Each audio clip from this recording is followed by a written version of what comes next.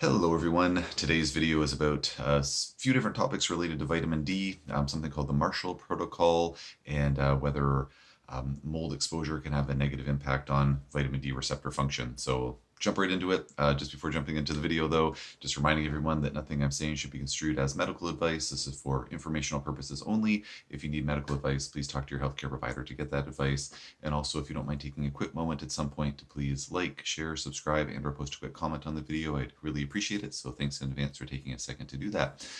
So there was a question on one of my videos that was about, I'm not sure what it was about. It's called the new test for a possible cause of chronic illness. So I think it was about vitamin D receptor resistance, but I don't know for sure. Anyways, the question is as follows. Do you think the Marshall Protocol has any merit? And very conveniently, she put in parentheses here, where you eat a special diet and avoid the sun. There's also with the Marshall Protocol, so the whole general premise of it, to my understanding, is you're trying to basically suppress vitamin D levels as much as possible. You're also working with a medication, or can work with a medication called Benicar, and ultimately the idea is to try to down-regulate vitamin D as much as possible, which is kind of counterintuitive because most protocols, especially for immune system optimization, is to help boost up vitamin D levels. So it's a little bit opposite, but that's what the Marshall Protocol is. And so it says on a forum, people were discussing that the Marshall Protocol for vitamin D receptor resistance seems to make most, but not all people worse, but they seem to have gotten part of the science right in the understanding of how Lyme can interfere with the receptors. Number two, on the forum, they also discussed that they believe that high-dose vitamin D can actually suppress the immune system in patients with chronic infections like Lyme and allow the bacteria to proliferate even more. Does this concept have any merit?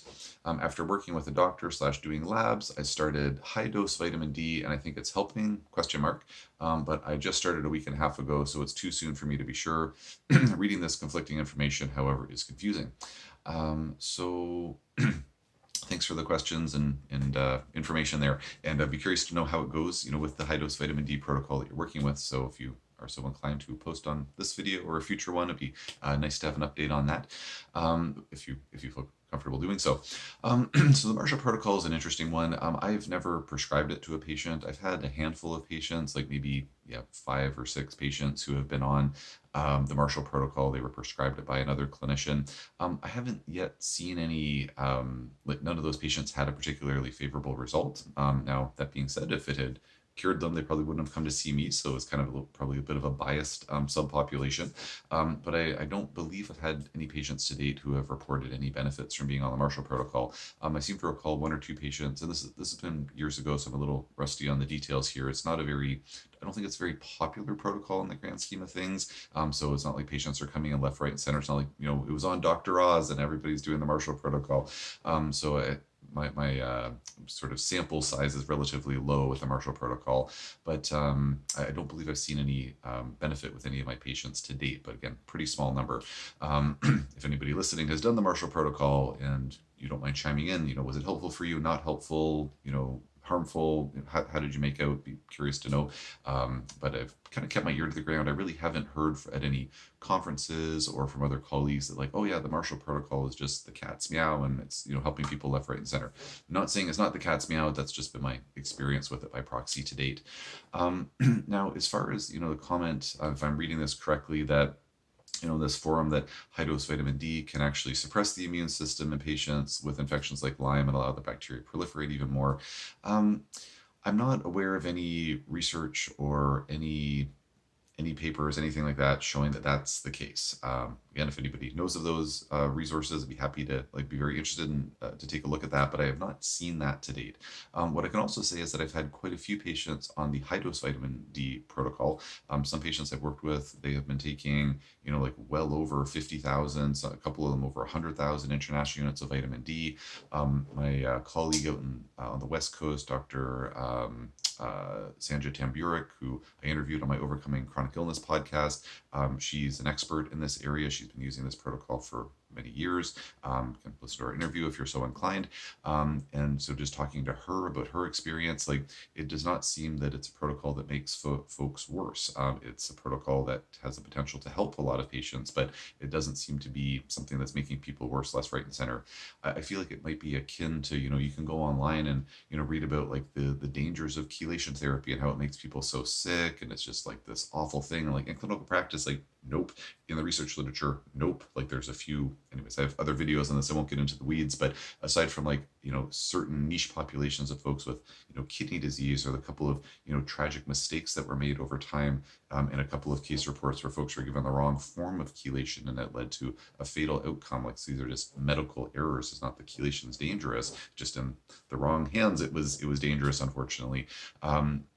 Vitamin D, high dose vitamin D, I've not seen any negative impacts there. We do have to keep in mind we don't want to get into hypercalcemia, which is the effect of vitamin D toxicity, but that is very, very, very hard to achieve based on the research literature. Very few case reports of that over the last 40 or so years. There's a wonderful review article looking at about 40 years worth of data about vitamin D toxicity, and very, very rare instances of that. And anyways, won't get into the weeds of that here. Folks want me to post another video about that, I'm happy to do that. So I think that those comments do not have, like, it's fine to talk about this, speculate about this, but I think in clinical practice that really doesn't have any merit based on my experience. Now, really great thing to do, being that person online, where it's like, hey, like, you're saying that vitamin D is immunosuppressive, like, would you mind citing the research literature that's based off of?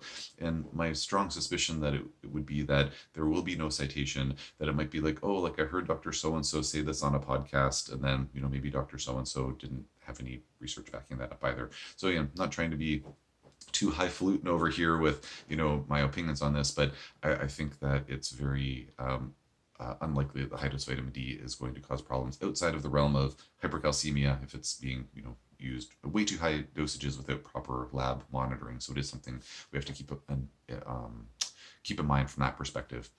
So thank you for the question, and curious if anybody has any comments on this, and interesting topic. Another quasi-related question is one of my other videos here about Q&A that talked about vitamin D receptor resistance. Question was, I was wondering if mold exposure could mess up vitamin D receptors. So really good question. I'm not 100% sure, to be honest. I don't know if there's any research literature specifically looking at that. What I can say is that there is research literature looking at the effects of the SARS-CoV-2 virus, i.e. the COVID-19 causing virus, having a negative impact on vitamin D receptors. Now, I'm a little rusty on the details on this one as well, because I looked at this quite a while ago and everyone was talking about COVID back in the thick of the pandemic and everything. But if memory serves, I believe they showed that the virus was actually able to contribute to the downregulation of receptor expression. So there were just fewer vitamin D receptors being expressed on cells. I don't remember offhand if it actually showed that it interfered with the efficacy of the receptors binding to vitamin D, but I definitely, the take-home message was definitely this virus can mess with vitamin D receptors. I think that within the realm of kind of the high-dose vitamin D protocol, i.e. the opposite of the Marshall protocol, there is some speculation as to why that high-dose vitamin D protocol can be helpful for folks with chronic Lyme, molds, all these different things, chronic viruses, presumably because there's something messing with those vitamin D receptors. So again, I'm not really sure if they've looked at the impact of mycotoxins or mold itself on vitamin D receptor integrity or expression, but I wouldn't be surprised if it did have some negative impact on the function of vitamin D. We do know that, or vitamin D receptors, we do know that certain mycotoxins, great example being mycophenolic acid, are immunosuppressive. And so it wouldn't surprise me if there was some maybe vitamin D relationship there, because vitamin D is so important for proper immune system function. So yeah, that's my best answer on that. So I hope that this information was useful. If anybody has any questions on these topics or anything else, just post in the comment section below, and I will do my best to answer as soon as I can.